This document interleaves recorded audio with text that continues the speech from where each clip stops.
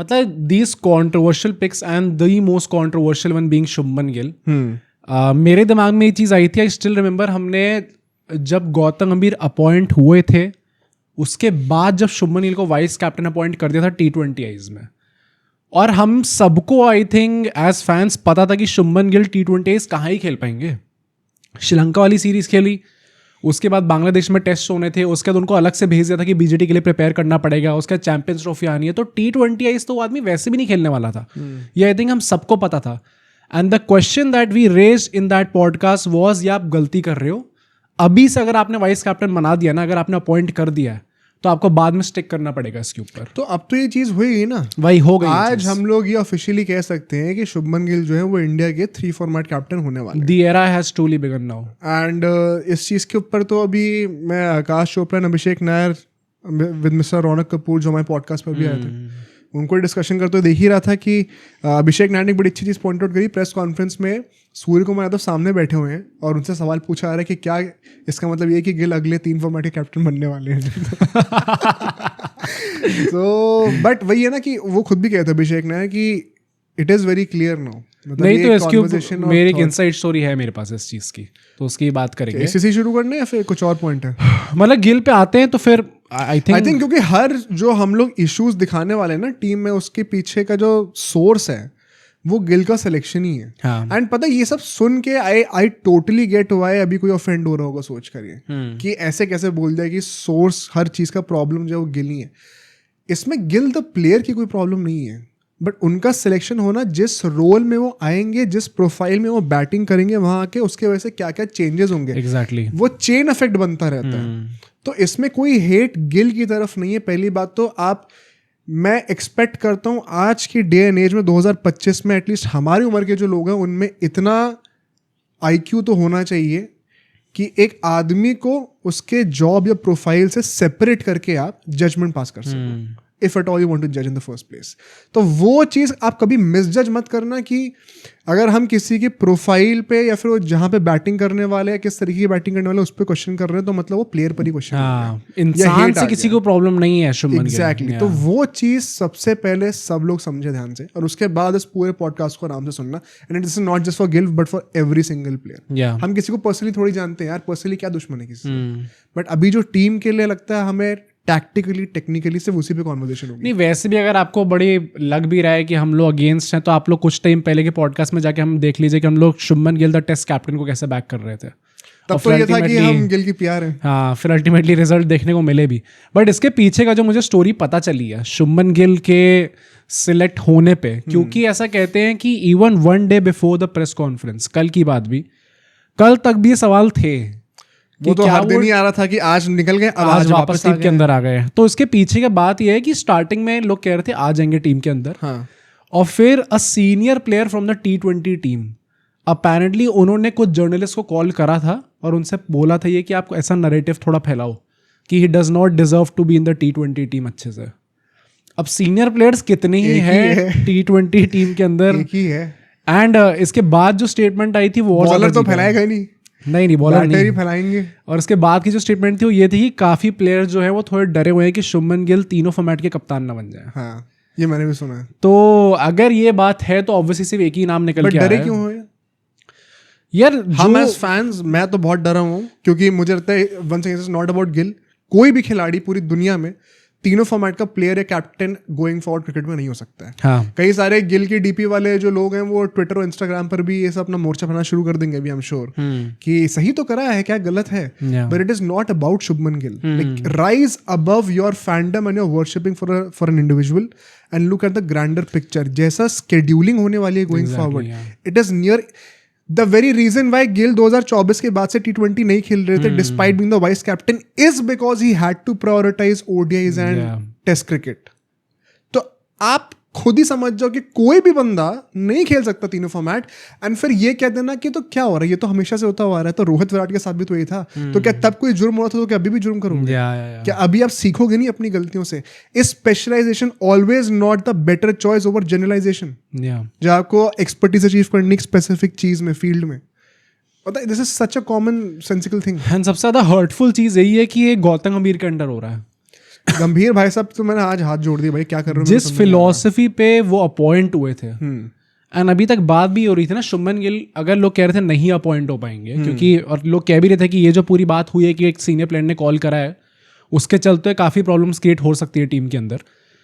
तो अगर जिस मैनेजमेंट के अंदर रोहित और कोहली को नहीं बख्शा गया, उसमें हम लोग गिल को क्यों जबरदस्ती फिट इन करने का ट्राई करें इन एवरी फॉर्मेट, ये बहुत वियर्ड चीज़ थी। प्लस वो जो सूर्य कुमार यादव, चलो मैंने बोल ही दिया, जो बैटर निकल के आ रहे थे सीनियर प्लेयर, वो सूर्य कुमार यादव का नाम आ रहा था कि ना हमें नहीं पता कि ये है कि नहीं, बस हम ये बता, मतलब एक सीनियर खिलाड़ी, आई एम अज्यूमिंग कि हो सकता है, I don't have a proof, या फिर मैं ये नहीं कह रहा किसी जर्नलिस्ट ने नाम लेके बोला है सूर्य कुमार यादव का। Feels very uncharacteristic. मुझे भी लगता है भाई, वो जिस तरीके से अप्रिशिएट करता है हर प्लेयर को, too nice, I fail to understand कि ऐसा कैसे हो सकता है। कोई बड़ी बात नहीं कि ये चीज़ भी फैलाई गई होगी। हाँ ऑब्वियसली, पर इसके पीछे का जो बैकड्रॉप है वो यही है जो मैंने कुछ पॉडकास्ट पहले कहा था कि ऐसा मैनेजमेंट सोच रही है कि 2026 के T20 वर्ल्ड कप के बाद we are going under transition, and फिर शुभमन गिल को T20 का भी कप्तान अपॉइंट कर दिया जाएगा। ट्रांजिशन T20 में कहाँ हो रहा है? वही सारी तो बच्चे वही तो, मतलब कैप्टेंसी का ट्रांजिशन,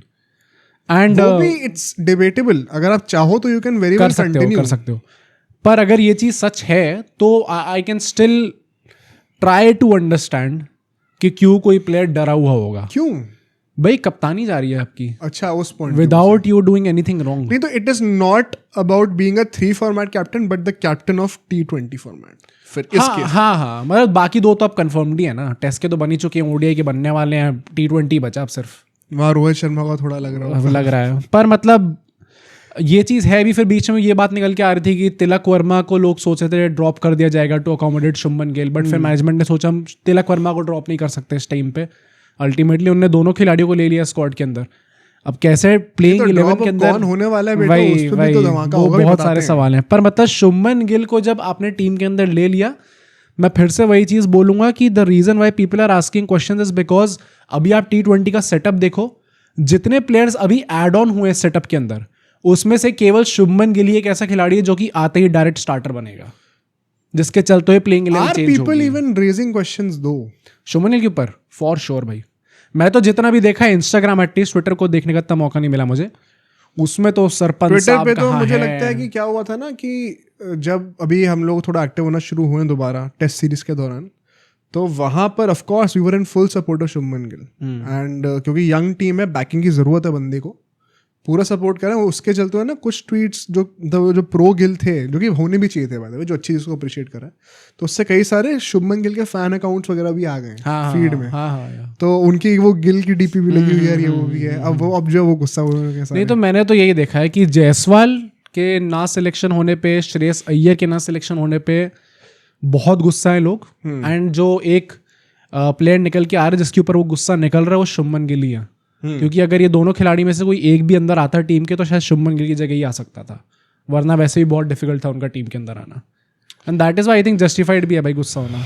नहीं, गुस्सा तो बिल्कुल होना चाहिए। I think better sense should prevail here. But ये कप्तानी वाली जो बात, ये 3 फॉर्मेट कैप्टन अगर वो हो जाएंगे यहाँ से, इसकी इम्प्लीकेशंस क्या है? आई जेन्युइनली बिलीव ये, if this Asia cup squad is anything to go by, of course future में तो कुछ भी चेंज हो सकता है। किसने एक्सपेक्ट किया था कि 2024 के T20 वर्ल्ड कप में रोहित कोहली खेलेंगे? After BCCI had passively started planning with Hardik Pandya. Although I would say this कि now that they have appointed Gill as the vice captain again, it is going to be very difficult to get him out of the team now. चाहे वो T20 world cup ले लो, हाँ भाई अब T20 world cup में भी होंगे। हाँ अब हो गया। बहुत वियर्ड है भाई, बहुत वियर्ड। मैं लॉन्ग टर्म कह रहा हूँ, मैं अभी 6 महीने की बात नहीं कर रहा हूँ। 6 महीने में तो हो गया अब फिक्स। बट मेरा पॉइंट ये कहने का कि if this is anything to go by, जो हिंट हमें मिला है 3 फॉर्मेट के कैप्टन वाला, तो I think firstly let's call out BCCI भाई एंड गौतम गंभीर, क्योंकि 2-3 साल तो हम ही हो गए इस चैनल पे बोलते हुए। जब कोई नहीं देखता था वीडियोस तब भी हम बोलते थे। 22 के टाइम से बोल रहे हैं भाई। हाँ, जब 40-50 हुआ था तब भी ये बोलते थे कि भाई ऐसा है, इंग्लैंड और ऑस्ट्रेलिया उस टाइम पे, क्योंकि इंग्लैंड तो पर्टिकुलरली डोमिनेट कर रही थी। 2019 का वर्ल्ड कप, फिर वो 22 का T20 वर्ल्ड कप पास था बहुत ज्यादा। ऑस्ट्रेलिया तो चलो फाइनल में तो पहुंचती ही रहती है। The reason why they are now becoming the next powerhouses, and हम लोग चोक क्यों कर जा रहे हैं बाबर आते आते, बिकॉज आप स्पेशलाइजेशन पे कब उतरोगे? इनफैक्ट ये स्पेशलाइजेशन की जो पूरे कॉन्सेप्ट है ना, ये मिड 2010s में ही शुरू हो गया था, which is why we bottled a lot of T20 world cups. 2016 में हमें जीतना चाहिए था। 2016 में कौन सी टीम जीती है? वेस्ट इंडीज जीती है ना। उस टीम में कितने लोग रेगुलरली टेस्ट मैचेस खेलते थे? खुद ही सोच लो आप। तो ये स्पेशलाइजेशन का जो कॉन्सेप्ट है, प्लेयर्स तो छोड़ो, अब कोचेस पे आना शुरू हो रहा है। I think the ultimate destination of modern day cricket is that कि आप 3 फॉर्मेट्स के लिए 3 अलग कैप्टन्स, 3 अलग प्लेइंग 11s और 3 कोचेस रखोगे, अनलेस ओडीआई क्रिकेट एकदम ही डाई डाउन कर जाए। वो एक सेपरेट कॉन्वर्सेशन है। तुम यहाँ पे अलग फॉर्मेट्स के लिए अलग प्लेइंग 11 बनाना छोड़ो, यहाँ पे हम कप्तान भी अलग नहीं कर पा रहे।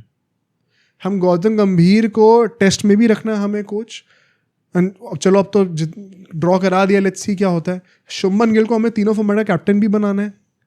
प्लेइंग 11 में भी अब आई वोंट बी सरप्राइज अगर आप ये देखोगे वापस नहीं मिंगलिंग होते हुए। पॉइंट वही है ना कि we are back to square one. इतना रिग्रेसिव कोई कैसे हो सकता है? I fail to understand, being the richest board, you have all the facilities, and कोई भी फैन अगर इस बात पे अभी भी, मुझे लगता है ये पॉइंट डिबेट का होना भी नहीं चाहिए यार, बहुत frankly. It really upsets me to see कि लोग अभी भी इस चीज़ को ही नहीं फैदम कर पा रहे कि 3 फॉर्मेट में हम स्पेशलाइजेशन का टाइम आ गया। इनफैक्ट हम लेट हो गए बहुत ज़्यादा। ये चीज़ कायदे से 10 साल पहले, 2025 चल रहा है, मिड 2010, अगर तुम एग्जैक्ट मिड भी ले लो, 2015 भी ले लो, तब से एटलीस्ट प्लानिंग शुरू कर दी होती ना, तो आज हम ये कॉन्वर्सेशन कर भी नहीं रहे होते। But really breaks my heart to see कि क्योंकि a certain plan, it just happens to be Shubman Gill right now, इससे पहले कोहली रोहित भी थे, कि वो आपके फेवरेट प्लेयर हैं, तो आप इतना ब्लाइंडेड हो जाते हो कि you can not see the bigger picture कि यार अल्टीमेटली हमें तीनों फॉर्मेट में नंबर 1 बनने के लिए अलग अलग कप्तान चाहिए जो कि उस फॉर्मेट के हर एक मैच खेल सकें। आप 3 अलग वो ब्लूप्रिंट्स बना के दो वहां पर। मे बी आज से 5 साल बाद 3 अलग कोचेस भी होंगे, एटलीस्ट 2 अलग कोचेस तो होने चाहिए। शुभमन गिल अगर तीनों फॉर्मेट के कैप्टन बनते हैं, क्या वो हर एक मैच अगले, अभी तो 25 साल के, 25-26 के हैं, अगले 10 साल तक तो खेलेंगे क्रिकेट।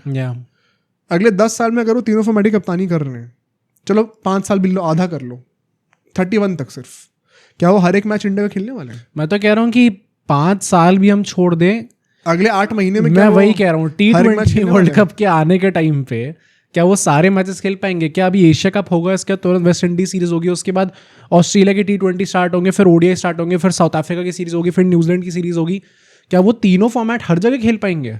तो फिर पॉइंट क्या उनका? Point impossible. हाँ, इम्पॉसिबल है भाई। जब अभी बीच में हुआ था ना, जब लॉकडाउन हुआ था, उसके बाद तो क्योंकि एकदम से क्रिकेट दोबारा रिज्यूम होता है, in fact all sports across the world, तो बहुत ज्यादा इंटेंस रीशेड्यूलिंग करनी पड़ी थी because of the 3-4 months that everybody lost. And उसमें कितनी बार ऐसा हुआ था कि एक आयरलैंड के साथ सीरीज चल रही, उसके तुरंत बाद विद इन अ वीक हम एकदम पोलर ऑपोजिट जगह पे कहीं पे खेल रहे हैं। And inevitably you had to have 2 different, entirely different playing 11, जिसके चलते हुए 2020, 21, 22 के टाइम पे almost 30 to 40 players debuted for India. ये शॉकिंग स्टैट है। बीच में 6-7 लोगों ने कैप्टेंसी भी ली थी। वो क्यों हो रहा था? Because they are coping with the intense schedules. And आप कह सकते हो कि उस टाइम पे लॉकडाउन था इसलिए हुआ है, तो ऐसा नहीं है। ये going forward it is only going to get more intense. अभी तो ओलंपिक्स भी इसमें ठूसा जाने वाला है। आईपीएल की 2 विंडोज की बातें करें, 2027 का आईपीएल कैसा रहेगा, we don't even know that. तो चीजें और ज्यादा कॉम्प्लिकेटेड होंगे। ऐसे में शुभमन गिल क्या कोई भी इंसान, आप मुझे पिछले 1 साल में दुनिया में कोई भी एक क्रिकेटर का नाम बता दो जिसने अपने कंट्री के लिए सारे मैचेस खेले हो, जो टॉप 5-6 प्लेइंग नेशन जो कि तीनों फॉर्मेट खेलते हैं। बाय द वे कोई ओनाम और उन सबका कोई मत बता देना प्लेयर। जब कोई भी नहीं है तो शुभमन गिल ने क्या कोई स्पेशल घास खाई है कि उनको अलग शक्ति मिल रही है हर एक मैच खेलने की? जब ऐसा हो ही नहीं सकता, and if you are fine with this, then I am sorry, I don't know how you see cricket, because मेरा सोचने का देखा बहुत ही अलग है। नहीं, और मतलब फिर आपका कोई प्लान ही नहीं हुआ फिर बीसीसीआई का? मतलब अगर आप इन जनवरी देखो तो बीसीसीआई का ऑब्जेक्टिव क्या है? Is it to win the world cups और is it to produce superstars? हाँ, और इस टाइम पे देखने में लग रहा है कि इनका ध्यान ऑब्वियसली वर्ल्ड कप्स में भी होगा, बट एक काफी हद तक उनकी अटेंशन जा रही है कि हम एक सुपरस्टार भी कैसे क्रिएट कर पाए। It is so sad once again, because सबने कहा था रोहित कोहली के जाने का कि मैं टेस्ट क्रिकेट देखना छोड़ दूंगा। सबके ट्विटर और इंस्टाग्राम की फीड्स इससे भरी होंगी, आई एम श्योर सब अग्री भी करेंगे। इंडिया इंग्लैंड के series most watched test series in the history of digital space है। History of digital space. आज तक किसी भी टेस्ट सीरीज अक्रॉस क्रिकेट, सिर्फ इंडिया की बात नहीं कर रहा हूँ, किसी को इतने व्यूज नहीं मिले। इतना इससे बड़ा एग्जाम्पल आपको क्या मिल सकता था बीसीसीआई को कि we don't need superstars to generate revenue. आप गेम अच्छे बनाओ, हाई क्वालिटी के रखो, लोग अपने आप गेम के फैन बनेंगे. बट पता नहीं यार क्या हो रहा है. एंड शुभमन गिल फैंस का तो मैं देखता हूँ they are falling prey to the very thing that they used to crib about, जो कि विराट कोहली के फैंस के साथ भी हुआ था 2012-13 के टाइम पर. कि आपसे जो ऊपर कोई होता है तो आप कहते हो कि फैन कल्चर में ऊपर हो, then you only become the villain that you always डिस्पाइज्ड.